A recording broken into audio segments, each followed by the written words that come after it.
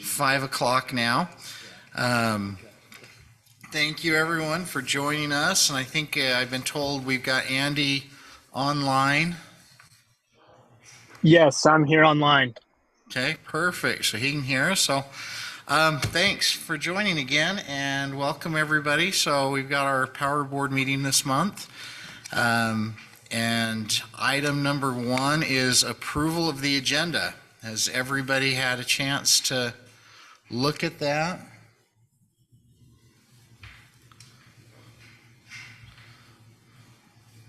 Any comments, questions, concerns?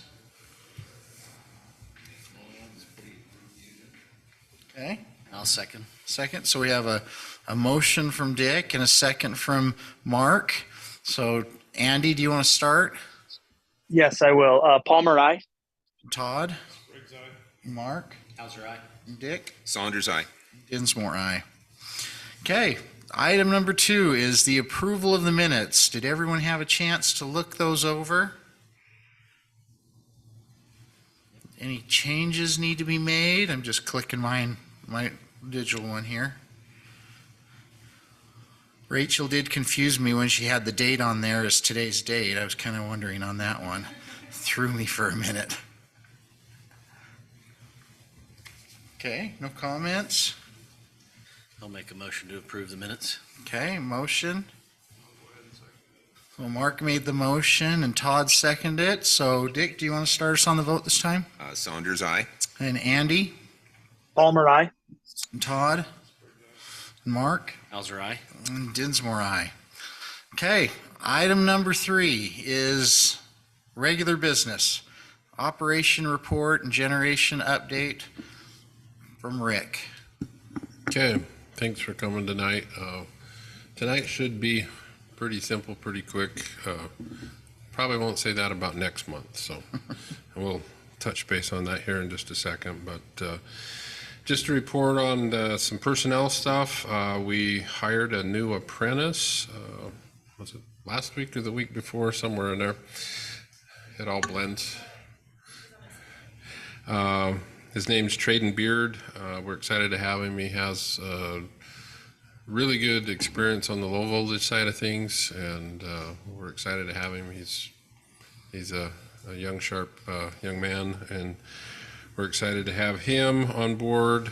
I know Caden, our foreman, is really excited to have some help. And then also Braden passed his journeyman test last week as well, so we doubled the number of journeymen on the crew, so now we have 2 journeymen and 2 apprentices. Jordan's a second year, and of course Traden just barely started. So that was good. They've been getting a lot done with being kind of short-handed, and so it'll be good to have someone else to help out. Probably one of the other main things that has been going on is UFS, Utility Financial Services, who's doing our current rate, cost of service and rate study. We had a Zoom meeting with them on February 24th to go over some real preliminary results, and had some good discussion and identified some areas for them to evaluate, look at some different options of there's always a trade-off between the base fee or the monthly fee versus the kilowatt hour rate. And so they're looking at some options there. We have another meeting scheduled with them on March 17th. And then the main one that affects this board and the city council is at our next Power Board meeting on April 4th, we will have via Zoom, UFS will make a presentation to the Power Board at 5, and we will also invite the council to be here at that meeting as well and do a combined work session for both bodies. So both of you are hearing basically the same thing, and then we'll schedule that as a work session at 5 o'clock. And then probably schedule a normal Power Board meeting, we'll notice at 6 o'clock. If you're comfortable with the recommendation, we would we'd anticipate you making a recommendation to the council. It'll be, if we get something ahead of time, we'll send it out. But if you're not comfortable and want to chew on it for a week or two or something as the power board, then we can reschedule that. But we would like to get through that process. We'd like to have it on the council agenda. See, that would be first, second, for the 26th of April. So we'd have to schedule an interim meeting in there, depending on how you're feeling. And you may, or the council may say, hey, UFS, we want you to look at this and do a interim presentation or something like that. So we'll kind of play that by ear as far as how comfortable you are. And again, I know it's not fun because when I'm get things presented at UAMPS the minute before, and you got to try to decide, and so we'll just have to work through that. But the main one would be at 5 o'clock on the 4th, would be that combined work session with the council. So excuse me. And basically, I think more or less what's going to happen is the basic published rates are going to go up and the PCA will come down. So the net result will be probably similar than the sum of those currently are. So give you just a little preview, but there are things like we've asked them to look at the solar buyback amount. We've asked them to at least do a rough comment, if you will, on if time of use rates would be beneficial. Right now, our current metering system can't do that, but if they say if you do time of use, here's some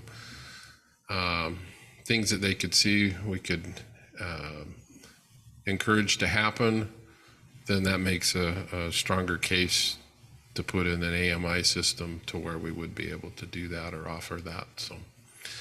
So there are several things like that will probably be hard to cram in a single meeting. So it wouldn't surprise me if we end up with an interim meeting maybe the following week or something like that. So we submitted, go ahead. I hope so, and we will request that. Sorry.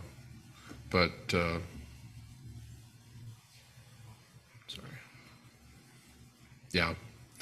So, and remind me, Rachel, when we have the meeting on the 17th, see if we could, it'd be nice to have it a week before if we could, at least in a draft form or something like that, to where we could share that with both you and the council, so you can come with questions and comments. So. We've submitted our first, the draft budget for fiscal year 2024. That was kind of an interesting process because we've had lots of changes with how our wholesale costs have been going, how to outguess that. And on the flip side, between the PCA and the rate changes, what that's going to do to us on revenue side. So I did my best crystal ball, and then we'll have to monitor it. And things like on the UAMP side, how they're running NEBO, and we'll touch base on that, is different. Before it was operated more as kind of a peaking plant, and we're, as a PMC, kind of decided to base load it, so that changes. So using historical data doesn't really apply because we're not going to run it that same way. So it was a interesting process, but at least the first draft is there, and we'll monitor how that goes. We did receive a first place safety award from IPSA, Intermountain Power Superintendents Association, and so that was a really good thing to have, and hats off to the crew. And basically that means, knock on wood, we had no lost time accidents. I think for the last over 2 years now. So the crew works really hard and safely as well.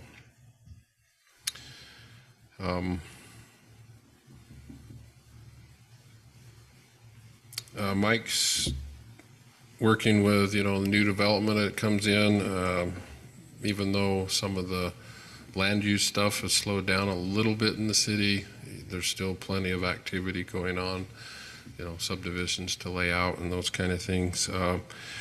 We're working with the Parks Department, the developer on the Grapevine substation site, and at least getting the grading going there.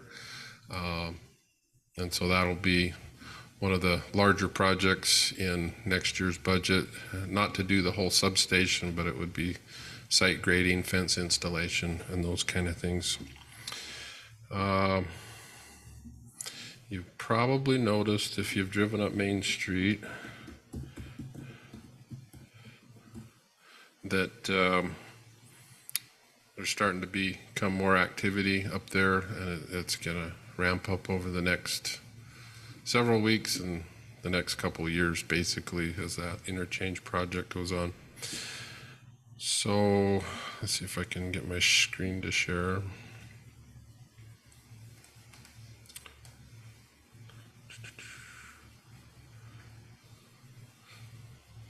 Why am I not seeing the council there, Dave? Is it council big screen? Yes, should be there. Even It though it's is. council room 2? No, it should be. Just council room? Yes, well, it should just be council big screen. There you go. You got it. Yeah, we got it. One of the projects, or one of the tasks for the Main Street UDOT project is currently we've had an underground feeder that leaves the substation, goes under the freeway, just right on the edge of the roadway. And that's all going to be tore up and different utilities put in there. So we had to relocate that feeder, and this was taken from the substation looking south. This is the directional bore. They started from the south and bored to the north, and so this is from inside the sub.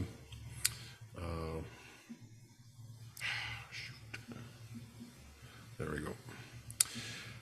And then this is on the south side and looking basically 180 degrees. This is the conduits where they put them in. So that part's in. In fact, they're, as we speak, finishing up over to the foundation. They're digging them from here up to this foundation is where they go. And then this pole is scheduled to be set next Wednesday. Roosh will come over and help us with their big crane, and that'll be, hopefully I'll have some good pictures. I won't be there. I'll be at UAMPS meetings, but I've told them they need to take good pictures when that goes in, because they'll actually assemble the pole and then lift it up over the current wires and drop it down through the middle. And then this is some of the communications that have to be relocated. Again, this is the wall of our substation. We're not in this particular bore, but that's just part of the relocation work that's starting up there for the UDOT project.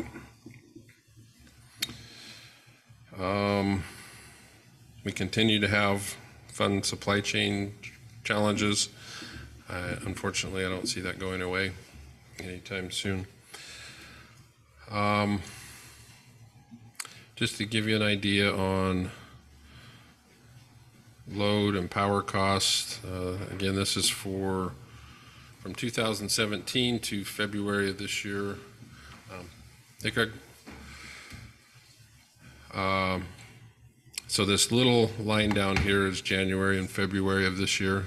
So we're slightly ahead, which isn't surprising. And then this is our wholesale power costs on average for the different months. And you can see we've had a pretty turbulent last little while. Good news is January came down a little bit. It's still really high, just under 15 cents. I think February will be better. I'm hoping around the 10-cent range. I won't get that bill until the 25th of this month. So, and then that feeds into the PCA. Again, these look a little weird through here. The darker blue line here is the PCA we implemented.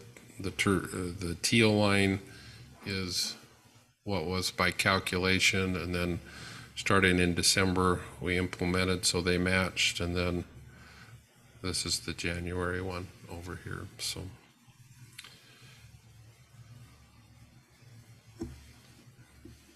not terrific news on that, but it's not a surprise. We've had those discussions on both the power board and council level, and because of the high months we had, here and here in particular, and even in January, that's going to tend to hold that PCA up until we have months drop off that are cheaper than what we've had the previous year. So, Rick, did Santa Clara share their letter with you guys that the power board sent out, or their power manager sent out? yeah, he did, and we may want to do something like that. It was much longer and much more detailed than I'd probably suggest that we do. I think we can maybe couple that with something to do with when we implement the new rates. Might be a good time to explain that a little bit. So, but yes, they did. So evaluating how we want to maybe present that to our customers as well.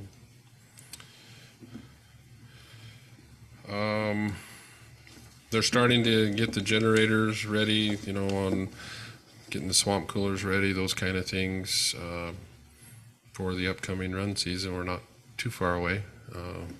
Could be as early as May, but certainly in June, July, August, and September, we've purchased gas, so we will be running those, on those. So,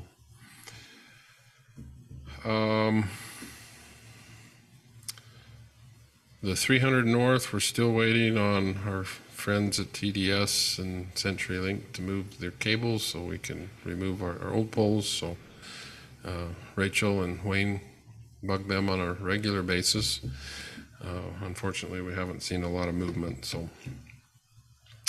the crews have replaced a couple poles on 200 East, which is the next line that we'll be rebuilding, but that'll be more as time allows on that, because the substation, getting it going before summer is going to be our primary focus from now till it comes back online. So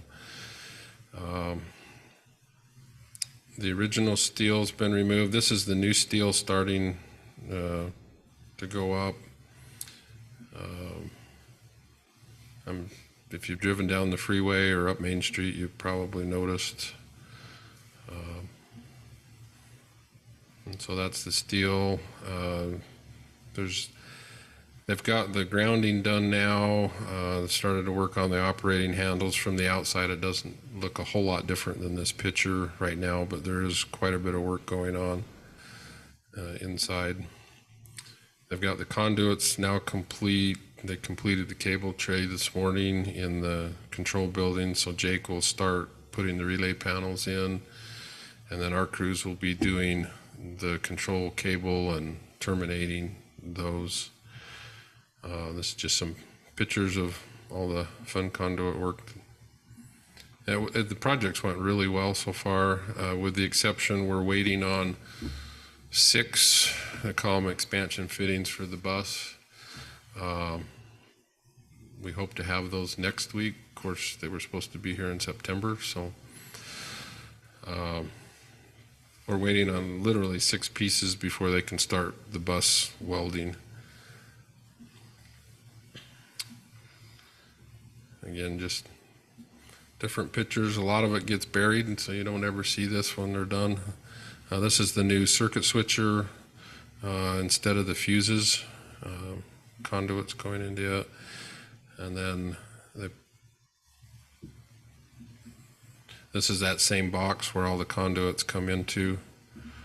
And so the control cables will go to from the equipment, come up here, and then we'll have an overhead cable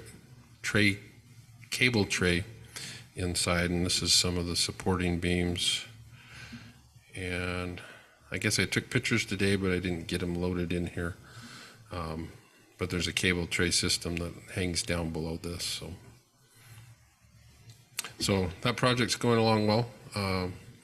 It's going to be tight to get it done before temperatures come up too far, but I think we'll be fine. For our solar applications, we only had 5 in February. Again, once we get through the rate study and adjust that buyback amount, one of the other things that we'll be bringing in the not too distant future is a revision of the solar policy. One of them will be the rate. Right now it has a limit of 2.5 megawatts total, and I think we're about 2.3 right now. So we'll need to bump the maximum total. We'll look at things like possibly system size limits. Some of these guys are getting pretty creative and putting some pretty big systems on homes. And so things like that. So one of the key triggers is I wanted to get that updated rate, and then we can look at all those other things that go with that. The whole department attended CPR training, so we do that annually. We're working on security cameras in the yard. We've have a couple instances where they come in and jump the fence and take the small copper reels. So at least I guess we can get a picture of who did it. Now whether we can find them might be a whole different story. I think I've covered most of this. The main outage we had was actually on our well line. We had, it was about 3 weeks ago. We had a pretty good windstorm one night, and it basically just blew the fuses going up to the well lines. But so that's the only significant outage other than some dig-ins we've had from contractors here and there. That basically if they dig into something with conduit, they're not following blue stake rules, because you can't dig through a conduit with a shovel, but you can with a track hoe. So that's the main just department items that are out there. So got any questions with that? Like I say, our big project right now between now and summer is going to be getting Main Street up and going, and there's a lot of work still left to do in there. So Bodex will be doing the bus welding. That's scheduled for April 10th, and so I'd suspect Bodec on their part will be done towards the end of April, and then we'll have our control and transmission and all those kind of things still to do. So. Okay. Any questions? Okay, well, we're moving along. So item number 4, UAMPS report. Okay, so we got that in there. So we can, this is how they do the minutes now. It's all audio, and so they just do timestamps. So you should have got the invite for the toolkit on April 19th. I think it'll be over at the Red Lion if you're able to make that. We'd love to have you. The annual meeting will be in August. I don't have much detail other than the dates. If you're interested in going, it will be in Jackson Hole, Wyoming, August 13th to 16th, and primarily the 13th to 15th, I believe, for you guys unless you really have a desire to set through the UAMPS PMC meetings, which most probably don't. The UAMPS budget process, we completed it. Their budget year starts April 1st. And no big surprise, but the overall UAMPS budget was up about 14%. So that's kind of, some projects are higher, some are lower, but that's the overall average. So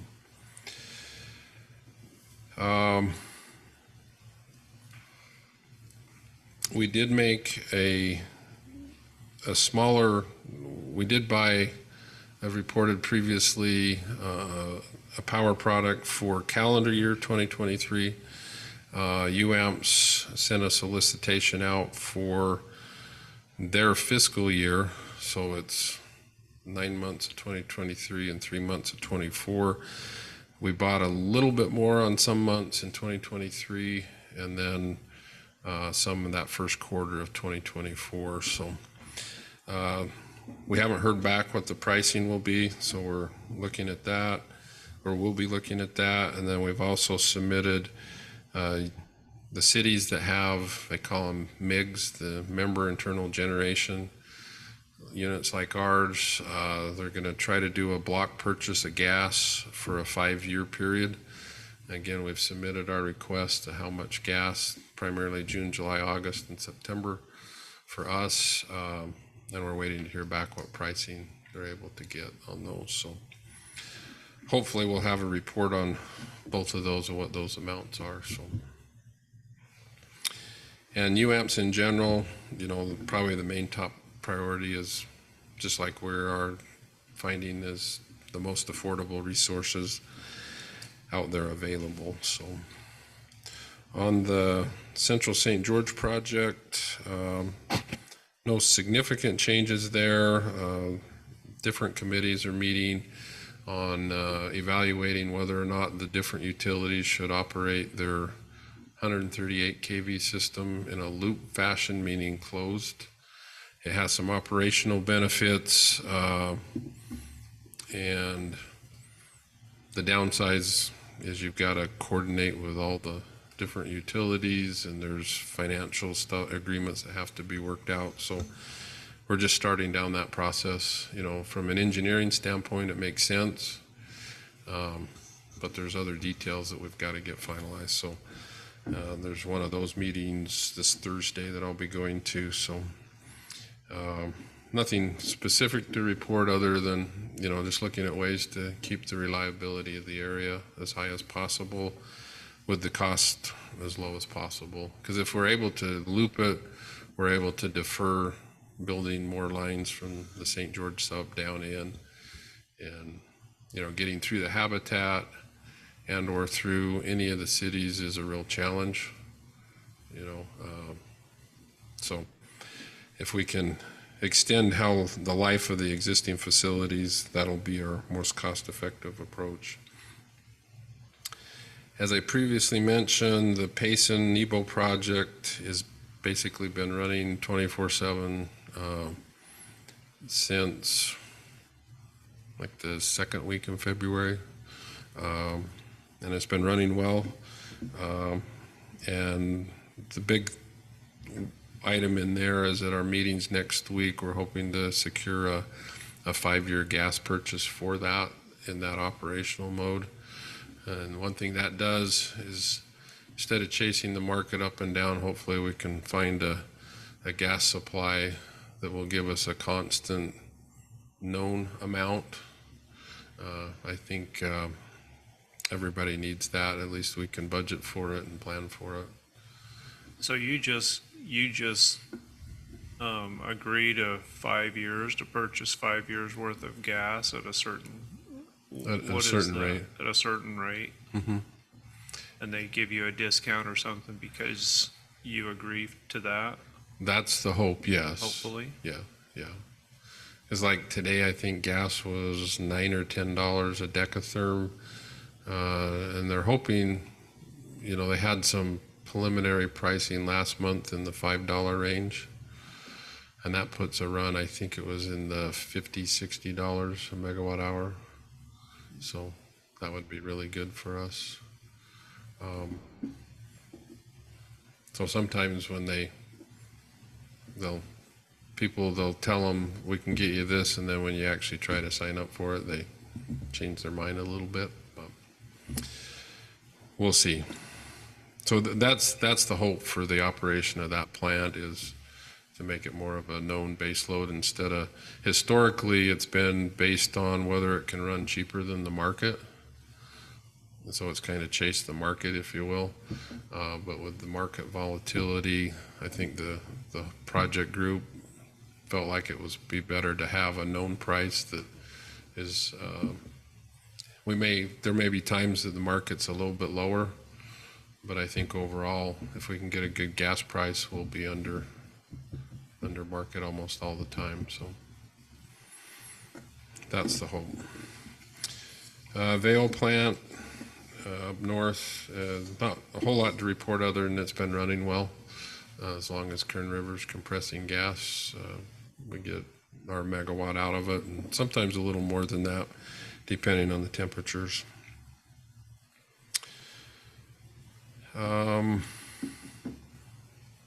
Part of our last meetings at UAMPS, we had that Wednesday morning, we had a breakfast that UAMPS and UMPA host and invite the legislators to come to breakfast before they start their day. We had a few show up. Colin Jack, one of our House members down here, came, and of course he works for Dixie, so he's very well versed in a lot of the power issues. So there wasn't a whole lot of education we had to do with him, but it was good to have him there. Red Mesa, our first solar project, they're supposed to start doing, I got an email this morning that they were going to do test energy this Friday. So we'll start getting a little bit of solar for this upcoming year.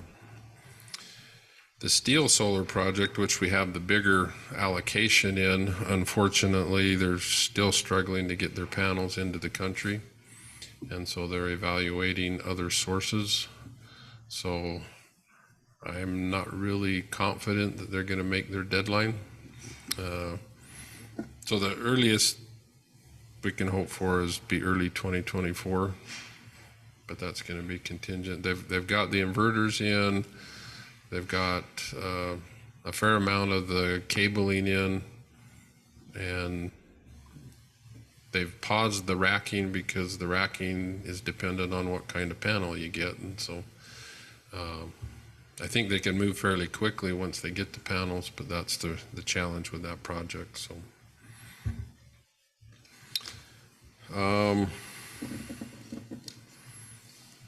I'm hoping that they'll report on the geothermal study results at next week's meetings, and I'd have some more to report with you on that. And then they're also studying another natural gas project as a UAMPS group that could be anywhere from reciprocating engines to turbines similar to NEBO. So they're evaluating different sites, different costs associated with those sites and different technologies. And then the end hope is to obviously come out with a project that people could sign up for and move forward with. And then the last project, major study project, is a Zion Solar, is up by Cedar City. It has a 4-hour battery component with it too, which helps, because that would allow us to take energy after the sun goes down a little bit.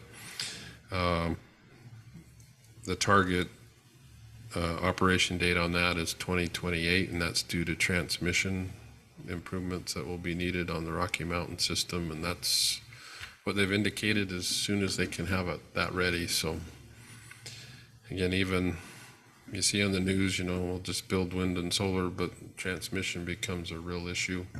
And it was supposed to be 2026, but with the Rocky Mountain transmission issues, it's been pushed out 2 years. So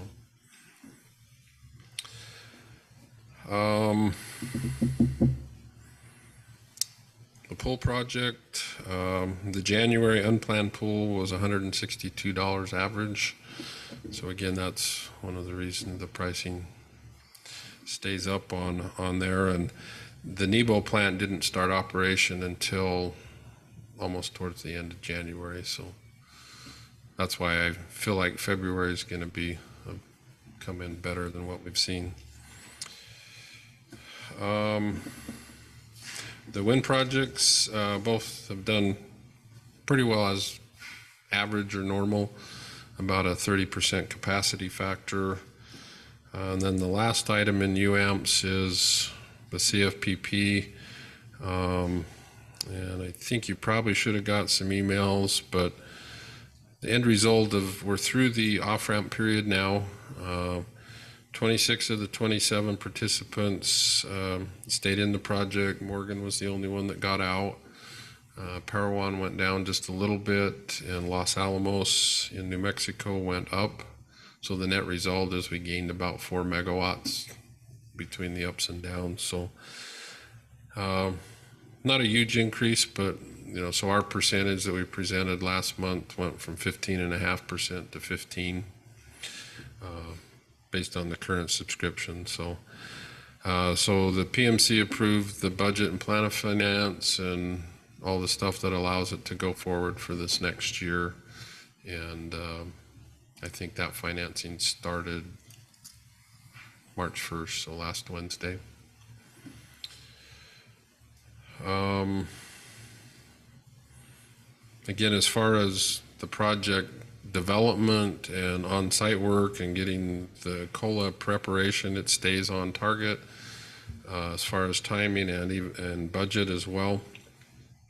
They are looking at this limited work authorization, which would allow some of the work that isn't reactor based to start a little bit earlier while it's going through the COLA process, and that would just give a little bit of a head start. So, and then I don't know if do you guys get this email from UAMPS? There's been a whole bunch of links and stories on the off-ramp period, and I would say most of them are favorable. I mean, there's a few negative ones out there, but that's, I guess, to be expected. And so Rick, you mentioned that they want to get started on some of the non-nuclear items, but the question I have is, if we don't have the subscriptions, why are we doing that? they're working on getting the authorization that we could do that. We're not actually. Who gives that authorization? The NRC, the Nuclear Regulatory Commission. So, and they anticipate that happening when? That would not. The construction on site, any of that wouldn't happen until after the next off ramp. So they're getting permission that if things go all as planned, then they could start on that. So if we get the subscriptions and we get all the stuff, then they can start on the design and construction of the non-nuclear items until the COLA is approved. Correct. It'd be like the administrative buildings and parking lots and stuff like that is what they're looking at getting the permission to do, and going through the NEPA process, getting all the environmental for that done and those kind of things. So yeah, it wouldn't make sense to have this nice administrative building out in the middle of the Idaho. And that was my concern, is if it's not going to go, I mean, we're all hopeful it does, but if it doesn't, then I don't want to they're fronting the bill for someone to have a really nice office space that no one needs, right? That would be a long ways from anywhere. Rick's new office will be up in Idaho somewhere. Yeah, so UAMP's nightly rental. Yeah, so it's just the work authorization. It's not the actual work.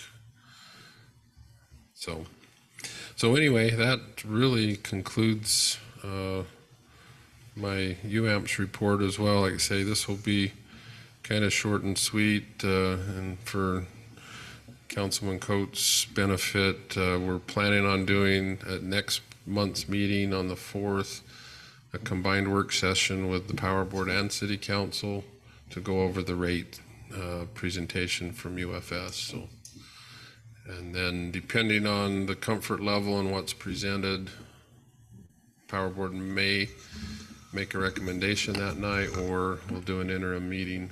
So are you presenting that in tomorrow's council meeting, or is that something I should bring up?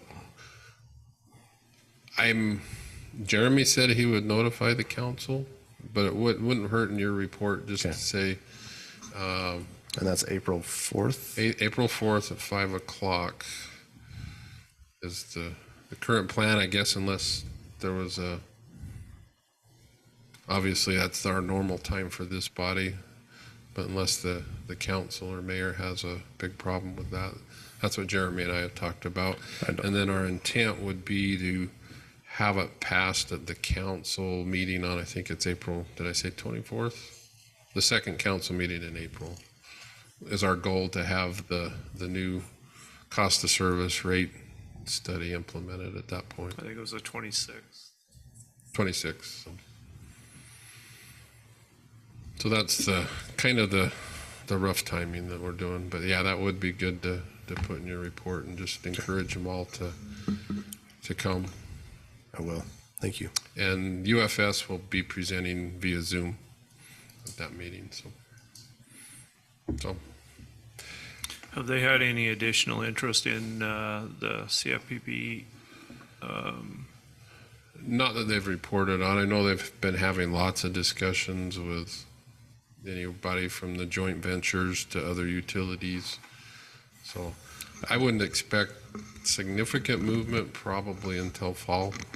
It'll just take some time to get through those negotiations. I've tried to put in some plugs to the city to the west with their council, and they said, yeah, we should probably relook at that. That's all I got out of them. So I've been working my end best I can. And that would be great. That would be great. And again, I think anything we can do to encourage in your different interactions would be good. Okay, thank you, Rick. Are there any other questions, comments?